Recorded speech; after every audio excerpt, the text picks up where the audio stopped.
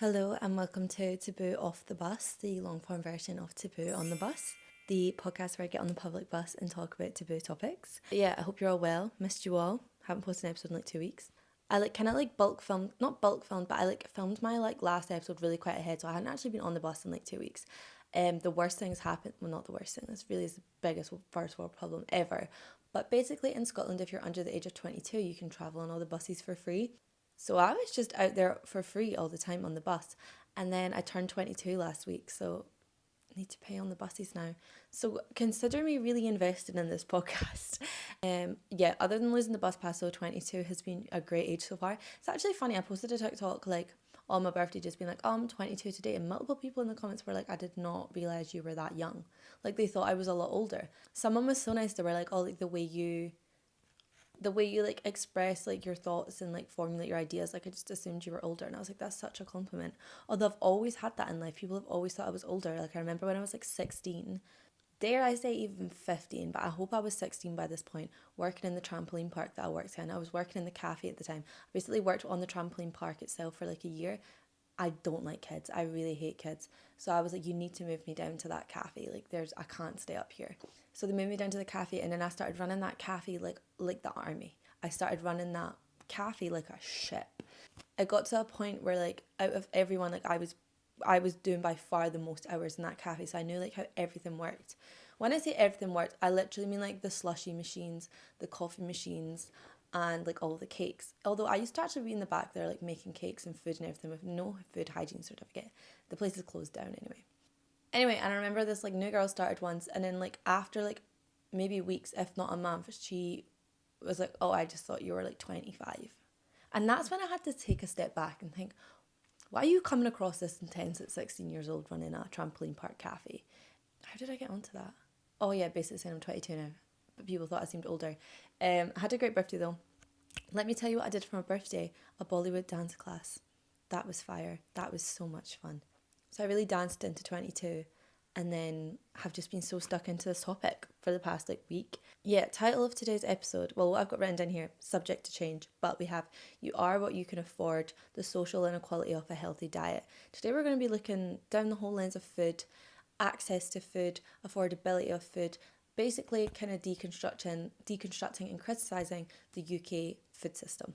Inspiration for this topic, because I always kind of like to give you groundwork of where did this come from. Basically at work, I say work, I don't even work there anymore because I'm actually moving in a few weeks, but I was a content assistant for the Sunday morning religious show at BBC Radio Scotland. I literally worked there once a month, but one time they asked me to come in and help during the week, write shit for the show. Write shit for the show, what a horrible phrase. Write up ideas and scripts and research for the show. And they get sent a lot of books, and they'll see when new books are coming out, obviously these authors want to press tours and go on the radio and go on TV and stuff to promote their new book. And this man called Stuart Gillespie released a book called Food Fight. So my manager at the time, he was can you formulate some interview questions based on his book? So I got to read the book, or skim the book. I had maybe an hour, skim the book to formulate some questions. I had an early access PDF. So I don't actually have the book physically. I like having a physical book when I do these episodes. To give you a brief synopsis, it says, in Food Fight, Stuart Gillespie reveals how the system we once relied upon for global nutrition has warped into the very thing making us sick. Basically discusses how the food system is generating obesity, ill health, and driving the climate crisis, and how we need to transform it into a system that can nourish all 8 billion of us and the planet that we live on. I'm going to kind of be dissecting this from a UK lens, and kind of from more of an access to healthy food point, not so much focused on the ultra processed aspect of it, but more just the access to healthy food, but ultra processed food obviously comes into play with that. So yeah, that's kind of where this inspiration came from. And I've kind of been interested in the social inequalities of food for the past few months, because 2-3 months ago I did research and made a podcast episode about how food is increasingly becoming somewhat of a status symbol and signifier of wealth as it becomes more harder to access, and how this is becoming very intertwined with fashion and art and culture, and how we're seeing that represented in these lenses. So I kind of I've always said on this podcast how I'm really interested in intersections of food, class, and gender studies. So this is kind of combining those food and class intersections again today. But yeah, the book Food Fit really opened my eyes up to just how like bad ultra processed foods are for you. Like there's been a lot of like talk and like eye opening to like ultra processed foods recently.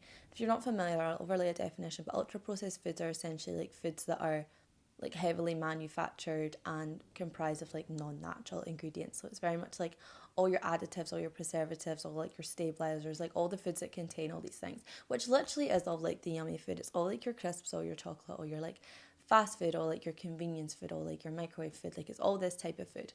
Opposite of ultra processed food is like whole food, and that's like your fish, your eggs, your like meat, your like dairy. Like, and yeah, like with the like growing awareness of ultra processed food, there just is this like increasing shame and like demand to like move away from it. It's like we used to consume it, not really realizing it, and we were kind of naive, but it's like, well, our eyes are being really opened up to like how bad these ultra processed foods are and how common they are. So there's this like demand to like shift away from that and like actively choose more healthier diets. But that's a privilege. That's a privilege in itself, and not everyone can do that. And I think there becomes like an inherent blame and almost shame in like having to rely on these foods, having to heavily consume these foods. But for so many people, that's not a choice. For so many people, it is a height of convenience, it is a height of affordability, it is a height of so many factors that push them towards these types of food. And that's what I want to discuss today, because ultimately, a healthy, nutritious diet is a privilege. A healthy, nutritious diet is not accessible to everyone equally, and in fact is very, very hard to attain in the UK. The UK food system is very, very broken, I'd say, and that's what we're going to be discussing today. So shout out to Stuart Gillespie. I really recommend his book. It's a type of book as well you don't have to read chronologically. I really like, well, that's just like what most like non-fiction books are kind of, but just a phenomenal book. And I'm sad I don't have like a physical copy. It's on my iPad. So yeah, to kind of summarise and give you like an insight into where this discussion's going, I've written that the UK food system largely prioritises profit over health, specifically of those who are the poorest, resulting in massive social inequalities when it comes to our diets. The cost of healthy food is simply the cost of public health, and that's what I'll be discussing today. So yeah, sit back, enjoy. Sit back as if you're on the bus as well. I love to think though that some people listen to this while they're on the bus or public transport, because this really is a public transport podcast. First, I kind of want to define healthy foods and define food environments, because this is like the groundwork that we need to understand to then proceed. So for years in the UK, like what we used to and kind of still do define healthy foods as is ones that aren't high in salt, ones that aren't high in sugar, and ones that aren't high in fat. And if you look at like UK food products, actually I don't want to get up, I don't want to change my position, but if you look at like UK food products, they all have this like traffic light system on the front. I feel like you will be familiar, and it's like green, orange or red, and they will indicate like the sugar, the salt and the fat content. So like something's all green, that's like supposedly more healthy for you, as opposed to like if your traffic light things were all red. So it's not even just based on like calories. Like calories do not determine a healthy food, because you could have 400 calories of like chicken and salad and all that, or you could have 400 calories of like crisps and chocolate. One is going to be more healthy for you, albeit they might have the same calorie content, but one is going to be more healthy for you regarding nutrients, and that is when like the sugar, the fat, the salt content comes in. But in more recent years, there's been like a lot of like scientific research into ultra processed foods, and these are the foods that I was saying have very high like modification, like preservatives added, like stabilizers added additives, stabilizers, like sweeteners, like all these type of things to make them taste better, change their texture, make them last longer, like all these types of things that food are modified by. And like these are often described as things that you wouldn't find in your kitchen. So if you were to look on the back of a food packet, it would be quite easy to tell if it's ultra processed if like you're reading the ingredients and it's all these like things you can't even pronounce that like you couldn't just go to Asda and buy, like when it's things like xanthan gum and stuff. I don't know if that's the best example, I don't know if you actually can buy that, but these are just like, for example, like oat milk. A lot of these are like ultra processed because they're not just like oats and water. Whereas if you were to make oat milk at home, when they're made by like supermarkets and manufacturers, they're obviously made to last longer and to like taste better, to taste sweeter, to be more creamy. So they add loads of things to them, like gums and stabilizers and additives and sweeteners to like make them taste better essentially. And the thing is, it makes them taste really good. Often it is like ultra processed foods that are like your addictive foods, that are like your like snackish foods, like your moreish foods, like your takeaways, like all these things that you just want more of. But yeah, in recent years, we've kind of had a shift in lens as to like what we define healthy food as and what we define nutritious food as. And not to say we're moving away from the traffic light system, but there's like 4 tiers of like processing food, and these are kind of becoming new categories of defining healthy foods. And like when people are like discussing their diets, a lot of people are trying to move away from like ultra processed foods and towards more like minimally processed like whole foods. And that is like what we were talking about when you see like your rice, like your grains, like your fish, your eggs. And you might have seen this like online. Like I feel like obviously I research a lot of this type of thing, so like I feel like my For You page is like tailored to that, and I'm probably quite like biased and maybe naive to think you'll all listening to this know what an ultra processed food is. But like what you'll sometimes see is like people going into supermarkets and they'll be like easy ultra processed swaps, and they'll show you shit like cereal bars or like cereal or like crisps that you can like make easy swaps with, but like the ingredients like drastically differ, and like some will just be like very stripped back. For example, like some cereal bars will have like so much added like sugar and stuff like that, and some will literally be like your stripped back like nuts and oats, and people are going to the supermarket to try and help you do these things. And a huge reason that there's like increasing research into these ultra processed foods is because there's huge links between high consumption of these foods and poor health and like poor quality of life, like through things like obesity, through things like type 2 diabetes, that like high consumption of these ultra processed foods increases your chances of developing.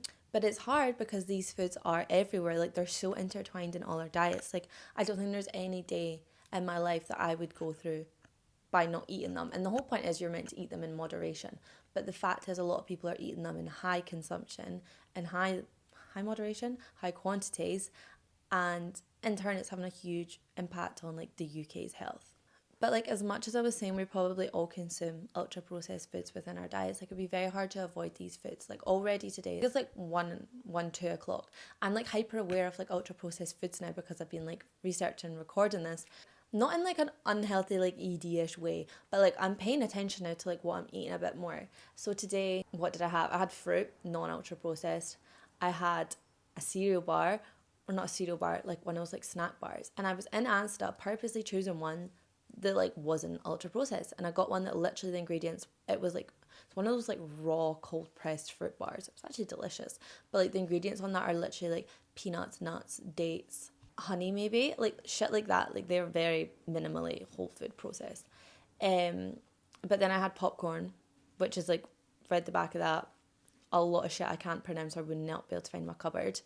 And I had like a gluten-free vegan millionaire shortbread, and trust that was processed. But the fact is you can't really feel shame about it, and it is everything in moderation. But again, what we can look at that determines like how much of these types of ultra processed foods people are eating, or like the quantities of it, or the types of ultra processed foods people are eating, you largely have to look at people's food environments. And this is what I largely learned about in that book, Food Fight. Like he really introduced some really interesting terms to define like people's food environment and like the choice of food they have around them, because ultimately like, the food you're around, the food you have access to, is obviously largely going to determine what you eat and like your diet therefore. So you get these things called food deserts when you're looking at people's food environment. And food deserts are places, or like say neighbourhoods or towns, where finding any healthy food is a challenge. And that's not to say finding food itself is a challenge, but accessing say fresh, whole food, like healthy food is a challenge, because that often means in food deserts you're surrounded by say more convenience stores, say fast food chains, like places that are largely selling like your convenience type snacky type fast food, say fried food, like processed foods. So you might be surrounded by a good few corner stores, you might be surrounded by a McDonald's, like a KFC, like your high street like takeaways and stuff, but trying to access say like a big Asda, say a Tesco Express, say somewhere, even a farmer's market, but like we're kind of devoid of that. Like how common are they really? But like a fresh fruit and veg shop, accessing these type places, hard, a challenge in a food desert. So that's how you would define them. And to kind of put that into like scale of how like common it is for people to live in food deserts, you can look at the statistic here that says 3.3 million people in the UK live in areas where no fresh produce is available within 15 minutes by public transport. So for a start, you're not even walking distance of fresh food or fresh produce, and then even still you would have to be at least 15 minutes on public transport to access that. So you can then, even more so when you start to understand these things, understand even more so why people eat the way they eat, why these ultra processed foods are so common and like attainable and accessible to so many people because our access to fresh food and healthy diets is not the same. When you expect the UK to improve their diet, when you even shame people or blame people for eating certain ways, you have to then understand all these factors that contribute to people's diets. And your environment is huge. Even when you look at that statistic there of like 3.3 million people living out with that like 15-minute radius by public transport of fresh produce, you can look at that of, okay, what if you can't afford the bus fare? What if you don't have the time to make that round trip? What if you don't have the means to like transport all that food? So again, you're just having to buy smaller food. What if you don't have the energy or the time in your day? You have kids to look after. How many bus fares is that if you're taking all them on? What if the bus is every hour? It's not actually that accessible. Even when you think, oh, 15 minutes isn't that much. For so many people, just accessing that food alone in the first place is a challenge. If you even take away factors such as like time or affordance, just physical proximity is a huge barrier to healthy food for so many people. And then continuing to look at food environments, kind of alongside food deserts, you have food swamps. And food swamps, kind of like food deserts, are places that are inundated with outlets selling like calorie dense, like ultra processed junk or like fast food takeaways. And they're often outnumbering and like overwhelming the fresh produce and like the healthier choices. So unlike a food desert, maybe you are in a neighborhood in an area where there is some access to like fresh produce. Maybe there's like a fresh food store. Maybe there is just like a big Aldi, a big Asda, a big Morrison's that has lots of fresh produce. But surrounding that and like overwhelming you in that like choice architecture of all that is so much fast food, so much convenience food, so much like processed food. Again, begins to be a bit more understandable that if you're surrounded by that and being swamped in these food swamps by all that types of like unhealthy food, that your desire for that or the convenience of say choosing that would again be higher. And what a lot of people discuss is like the marketing and promotion often of these places again, which is like pulling customers in. Because say you've got like a McDonald's, say you've got a Greg's or whatever, their promotion pulling you in, like their deals, like for a start, is so cheap often. But all these places are going to have so many banners and promotions like highlighting like the offers they've got on, like pulling you in. And again, you're not really seeing that for like a fresh salad, for a home cooked meal. You're not really seeing the same promotion. So we're being inundated with this advertising that again is further pulling us in, often in these food swamps, that you can understand why that's like say deterring people from making say the healthier choice and pushing them towards these types of foods. Again, what Stuart Gillespie discusses is how food swamps and food deserts are more prevalent in lower income neighbourhoods, often where people will lack, say, the transport, the finance, the time, or the energy to access these healthier options. So, of course, such individuals are going to then become potentially more reliant on these cheaper, on these faster, on these more convenient options, which just so happen as well to be ultra processed, to be calorie dense, to be more harmful for our own health. That kind of summarizes like your choice architecture. Your food choice architecture massively impacts what you eat, as in like what you're surrounded by. And all that really means when I talk about choice architecture is like placement, like product placement, supermarket placement, like shop placement, like what you're around, what you can see largely determines your choice. And that doesn't even just mean in a neighborhood like, oh, there's an Asda over there, there's a Greg's there, and there's a McDonald's over there. This is like a proven phenomena even like within stores themselves. Like it's very strategic and important where things are placed within a store. Like for example, I'll get onto this later in the episode, but some of you will remember, some of you will not. Even like the act of like checking out at a proper checkout, like someone scanning your items for you, is almost like getting lost a bit. But I remember so vividly, like when I was younger, going to like do the food shop with my parents, like at the checkout, like when you're loading all your items, there was always so many sweeties surrounded you at the checkout. And even that is a deliberate choice. Like that's a deliberate choice to place those products there, because as you're like slowly checking out, the kids will probably be like, Mum, can you buy me that chocolate bar? The adults who are waiting potentially for their food as they are like going along the conveyor belt, oh, I'll just grab that makes me hungry. Like choice architecture and placement is so influential on like our decisions on what we buy and what we eat. It's a really interesting thing to like research and read articles on. I have a quote here that just kind of like sums this up, but it's from Wang et al., who says that visibility of food has been found to increase desire because we seem to have been programmed evolutionary to see food, eat food. So we're like really simple human beings. It's like, oh, I see that, I want that. It like triggers something within our brain. Again, when not even just say existing in food swamps and being surrounded by all these alternatives, all these choices, say parallel to healthy food, alone will be triggering in people's brain to see it and to want it. But even again, if you add marketing and promotion on top of that, you're being absolutely pulled in to consume this food. And then going back to food deserts specifically, because obviously as we spoke about in food swamps, there is the presence of, say, healthy foods. They're often just kind of outweighed or overshadowed by their like unhealthier, cheaper, more, say, ultra processed like alternatives. But in food deserts, where I was talking about, where you might have to travel 15 minutes by bus to like get to your first fresh food supermarket or like convenience type store that sells healthier produce, you might be like, well, why can't you just open a Tesco Express in there?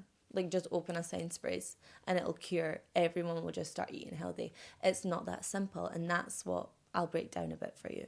You can't just like pop open a healthier food shop or a shop that like sells all these like recommended like healthy foods that like the UK nation would all eat, like all these whole foods, and just expect people to buy it and just eat it because it's there. Because access alone, like physical access to that, say, within your neighbourhood, is not the only barrier to people not eating these foods. Because if that was the case, then this would just solve all the issues. It's like, oh, we'll just be closer to them. We'll just build loads of supermarkets.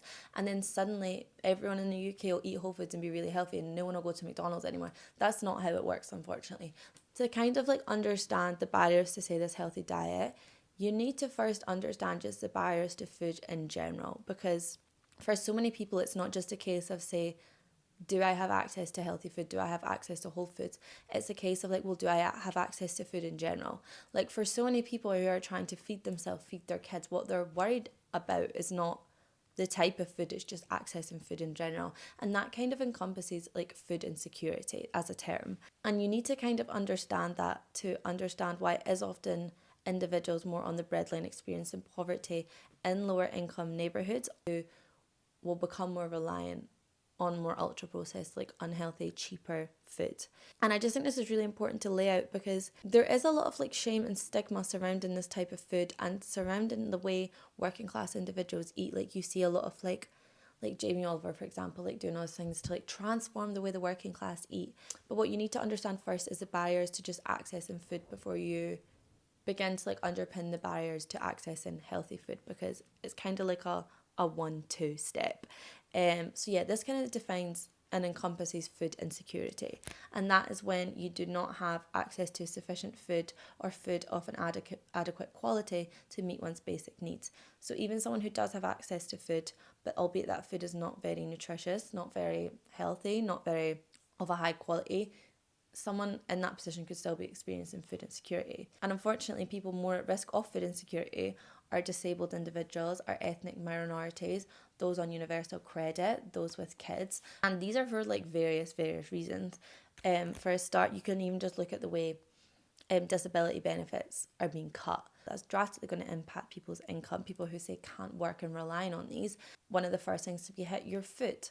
I've taken this diagram from a really good report I read about this. I'll overlay it, but it talks about the 4 pillars of food insecurity that just kind of depict like the cycle of food insecurity. So for a start, it says we live in the most deprived blocks of the council estate where access to nutrition is overlooked. So this, for example, could be a food desert, literally.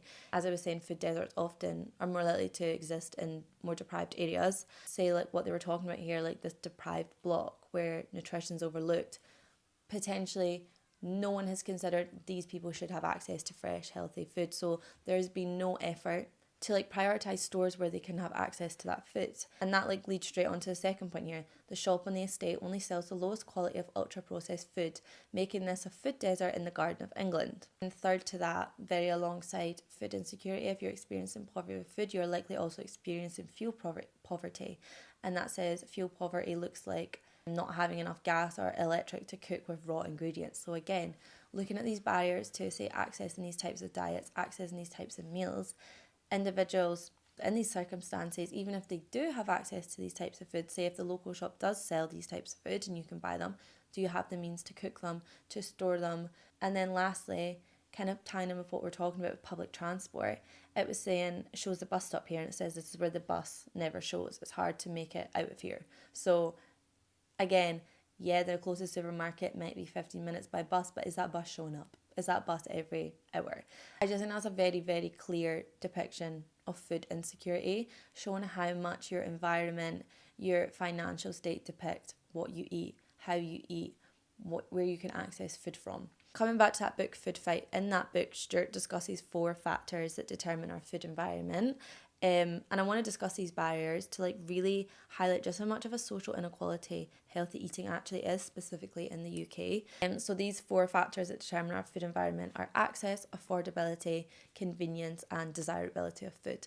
And I just think we're having conversations so highly about ultra processed food recently and trying to transform the UK's diet, like improve everyone's food system.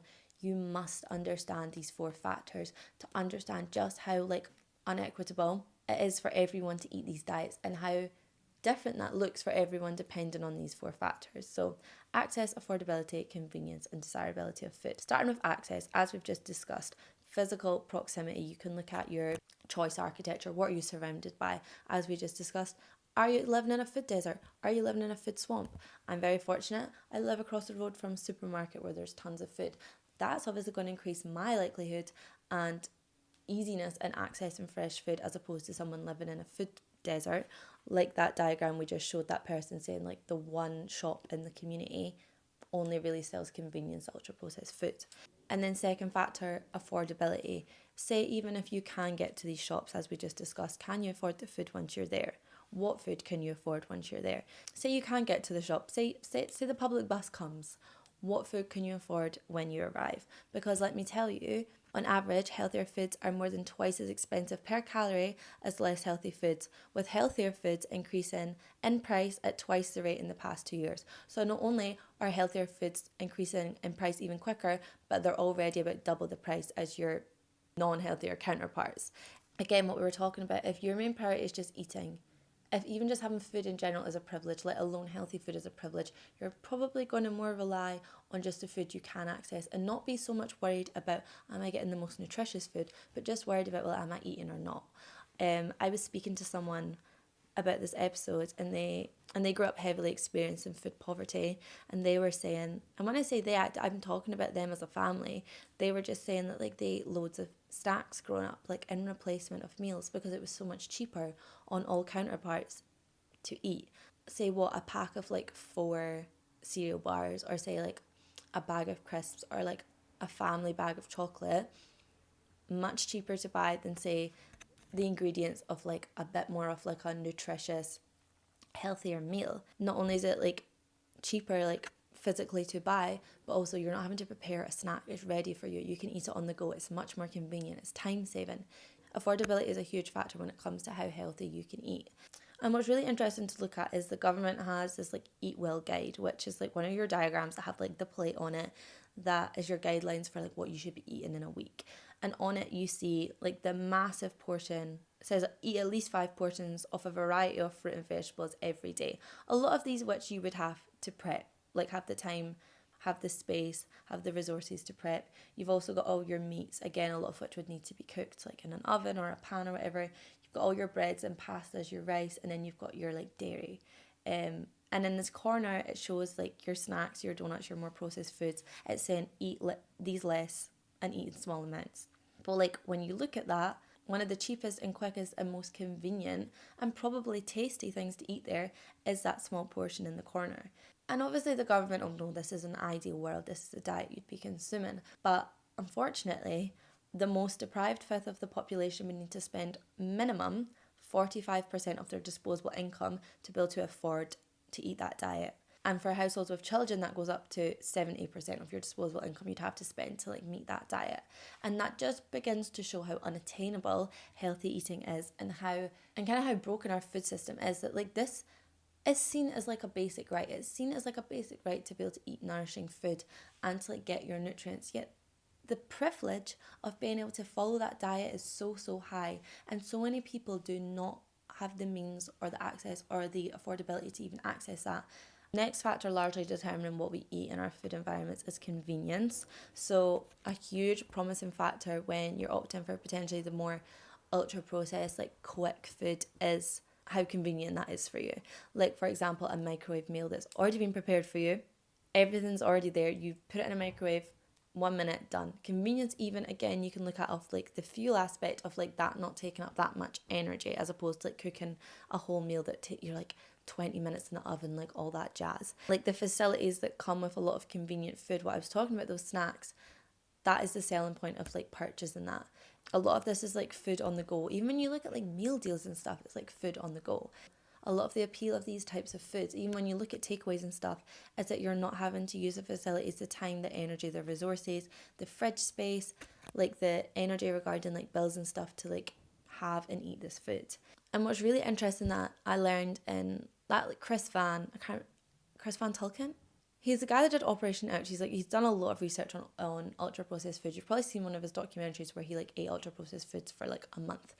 He, in his documentary on BBC iPlayer, he was talking about how even when we go down the route of convenience, a lot of ultra processed food is designed to not really need to be chewed, which sounds kind of silly, but like when you really think about it, a lot of like takeaways, a lot of like say microwave meals, a lot of really like efficient, convenient foods, you don't really have to chew.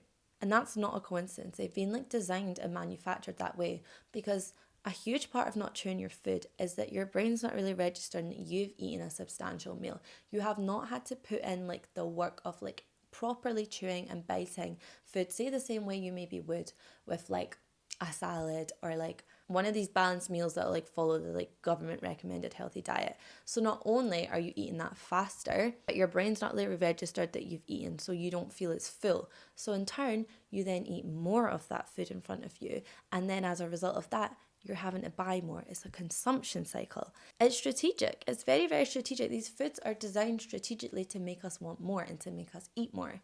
And in turn, again, that's having a knock-on effect on our health. That's making us damaging the health of the people who are eating these foods in high consumption.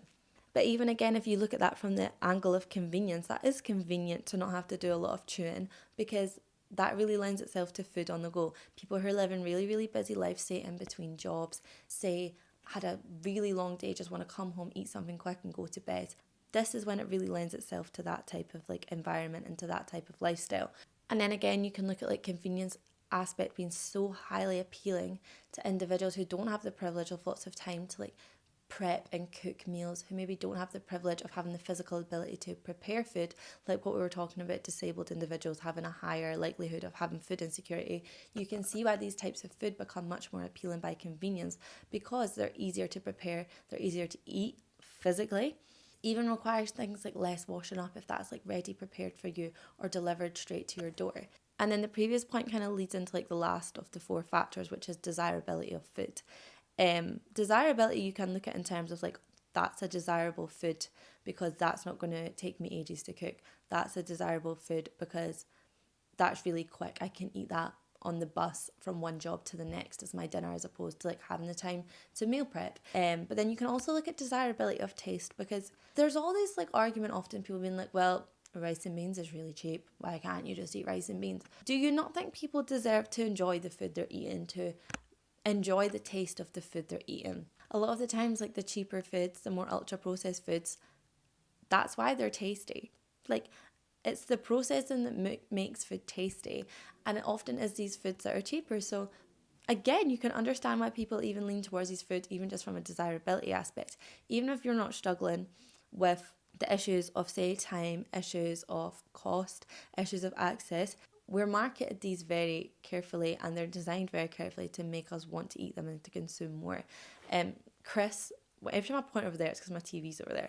He was talking about that when it comes to like kids' cereals. Like kids' cereals are like so ultra processed, and they're so designed to make you want more. Never once have I had one bowl of cereal. I'm inhaling that whole box. I remember when I was really young, I've always been obsessed with cereal, like genuinely one of my favourite foods. I remember when I was like really young, obviously just still was loving cereal back then, and being like so sure that when I like moved out and was like an adult, I was just going to like get like a massive mixing bowl and just pour a whole box of cereal and milk in it and just eat that, because like no one would be able to tell me to stop eating that. And it like summarizes how addictive cereal is. But like one of the many reasons like cereal is made so addictive to children is so they keep asking for more and for more, and the parents have to just keep buying it. And look how much that is stuck, because like me as a child fell to that, and I'm still like that with cereal. But yeah, desirability a huge factor as well. Given these factors, given these like constraints, you can totally understand why ultra processed food is the resorting option, why these like cheaper, more processed, often unhealthier alternatives are often what people are turning to. And like as a result of this, we're seeing access to healthy food become somewhat of a social inequality. Food in general is an issue, what we see, poverty. But access specifically to healthy food is becoming a social inequality where there's a widening gap between people who can access and have the privilege of accessing this food and those who can't. And all this is doing is leading to poorer health outcomes and leading to wider health disparities between, like I say, those who can afford to eat healthily and nourish their body with like the right amount of nutrients and those who can't. And there's much wider like upstream policies that need to be made to like tackle this issue, because the root cause of this is poverty. The root cause of this is financial capabilities. And there's like many bodies and like researchers and policymakers like proposing solutions to try and like close that gap and like we say, like improve the way the UK eats and improve the UK's diet. Just like last week, the government introduced like new healthy food standards as part of like a 10-year plan. And this will be introduced to like promote the consumption of like healthier food and drinks. And like one of the things they're doing is like cutting back on promotions, what I was talking about, say people existing in food swamps or just people in general, like the heavy like promotion of like these unhealthy foods, like cutting back on that to try and deter individuals from falling victim to these traps essentially of marketing, but just from like choosing these items. So like some of the things they've included as policies like I said, surrounding the promotion of food, deals such as like buy one get one free, and even like focusing more on like the layouts of the stores, what I was talking about, how these are like strategic, like what you see, where things are placed determines like our choice, like what we see food, eat food. Like store layouts even are being impacted by like government plans and have been. Something that I didn't realise till I was researching this is that say you go into like a shop to buy a meal deal, the like crisps and chocolate and stuff will be separate, like away. Often say you walk into like a Tesco Express, like the meal deal section will be right there, because that's what a lot of people are coming in for, convenience. But what's not with all that, like the sandwiches, the salads, like the drinks and everything, is like the sweeties, the really ultra processed snacks, because they're trying to deter you from choosing these and choosing say like the fruit, which will be placed right there with all like the first options, probably right at the door. They're trying to force you to choose these options. Not force. They're trying to encourage you to choose these options through the layout of the store, through what is in your eye level, what you can see, what's like within reach. So it's things like that are going to be more heavily implemented and incorporated to like try and improve the nation's diet, which like, yeah, that'll help. That'll do something. The people who can afford a meal deal, maybe they'll make a healthier choice, but we're still not doing anything to tackle the root cause, which is poverty, the root cause, which is finance. We're like skipping the main first step, which is like access in general to these healthier foods. Like they're doing things like trying to reformulate some products to make them, like we say, less processed, to have clearer labelling, even things like calories on the menu. All this is part of the plan to make the nation eat healthier. And you can even look at things like Jamie Oliver, who has done so much to try and improve the way the UK eats. Like he was the one that like overhauled the school dinners. He's like been so big on the sugar tax. Like another thing he does is like he does like cooking classes in neighborhoods to try and help people like learn how to cook better meals and like feed their families better essentially. And like he does these in a lot of like working class, like more deprived areas. But it's like, okay, yeah, you can teach someone how to cook. You can give them all like the tools how to cook essentially. Here's how to make this healthy meal. But like, if they can't afford the ingredients in the first place, they're not going to be able to go home and cook that. Or if they don't have enough income, if they aren't in a stable enough place to like have the energy, have the time, like have all these factors that we just spoke about to be able to cook that meal, then they're not going to cook those meals. You can like change the store layouts, you can teach people how to cook, but unless they can afford the food in the first place, or the energy bills, or the time, or the energy, like personally, to like cook these foods and like make these healthier choices, then they won't.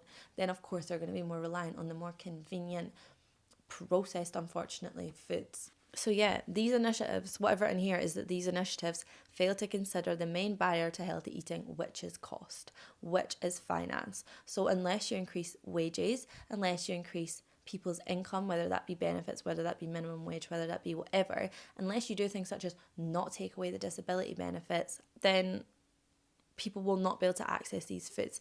Or alternatively, if you decrease the price of healthier foods, say you match that to like the unhealthier counterparts, or say you subsidize these healthier foods, then nothing will make no drastic difference will be made.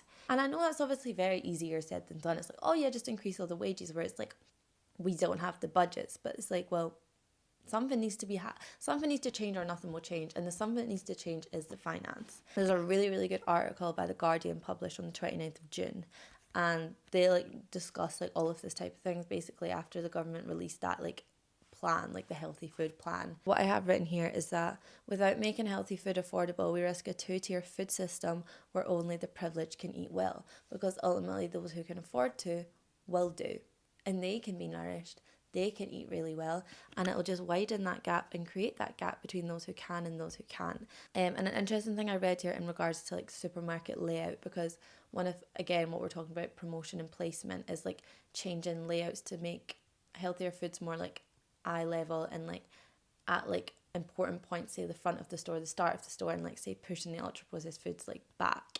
What that is going to do, what that's written here, is only really going to benefit the middle class to eat healthier by making it more easily and readily accessible to them while they're shopping. So when they're shopping, doing their weekly shop, they're going to be hit with like the easier, more like prominent placement of all these healthier foods. So yeah, those people who can afford to like be doing their food shop and like buy all these foods, they'll be making the healthier choices because it'll be working on them. But it'll still be alienating people of lower income because they're the ones who can't afford to be doing the shops in the first place. So yeah, this is a really timely argument and a really important discussion to be having right now, given like a lot of this has just been introduced and the height of discussion right now. I'm going to link everything below that I've been reading, because I must have spent like 15 hours researching this, and it's really made me like want to like do something more. So like one of the really good resources I was reading, let me get them up, is the Food Foundation, and you can actually like work with them through like an activist route or like even in like proper job roles and stuff. And I'm so passionate about these types of things that I'm like, I know I'm doing a good amount by like researching them, but I don't feel satisfied enough by just researching these types of things. I'd really like to like work and actually like let me help you create policies that actually will benefit these individuals and like get more involved in these types of things. Like this happens a lot. I'll like get really invested in a topic for researching, and like I need to like get involved with these organisations or charities, and then I move on to the next topic, and then it's kind of like overshadowed by that. There's no point me like getting involved in like local things. So I'm literally about to leave Edinburgh in like 2-3 weeks, but I think when I move, I'm going to see what I can get involved in. I didn't say this in the bus episode either, because I don't like drawing attention. From a legal standpoint, I don't want to say too much. From a legal standpoint, I don't like drawing attention to the fact that TikTok is monetized, but it doesn't feel right. I was saying this last night. It doesn't feel right for me to like sit and research and like post these like podcast episodes. I don't make money from Spotify or like these podcasts, like these ones at all. But like it doesn't feel right for me to like sit and research and like make all this content out of like talking about how much of an issue like the UK food system is, and like talk about people's like struggles with food poverty and stuff, and then me myself like make money off that. Like that does not feel ethical to me. That doesn't feel very moral to me. So like creator fund money from that video I'll be contributing to, I'm not sure, the food bank yet, or like the Food Foundation, like the website I was talking about, but I will be giving back one way or another, because that doesn't really feel right for me to profit off talking about other people's struggles, like specifically in this capacity. But thank you so much for listening. I really, really appreciate you listening. If you have, I feel like this is going to be a long episode. All my love to you is truly. I will have a new episode either next week or the week after. I think I only have one episode capacity in me left on the buses here. I'm moving in like 2 weeks maybe. I'll still be doing them on the buses in London, but I think I'll have to take a break for a wee while. But I'll maybe still do the long form podcast, just not on the bus. I'm not sure. I don't have much time left in Edinburgh, so I'm going to have my last episode on like the Edinburgh buses soon, which is a mosh. But I love you so, so much. Whoa, that felt really intimate. I don't know if I've ever told the listeners here that I love them, but love you.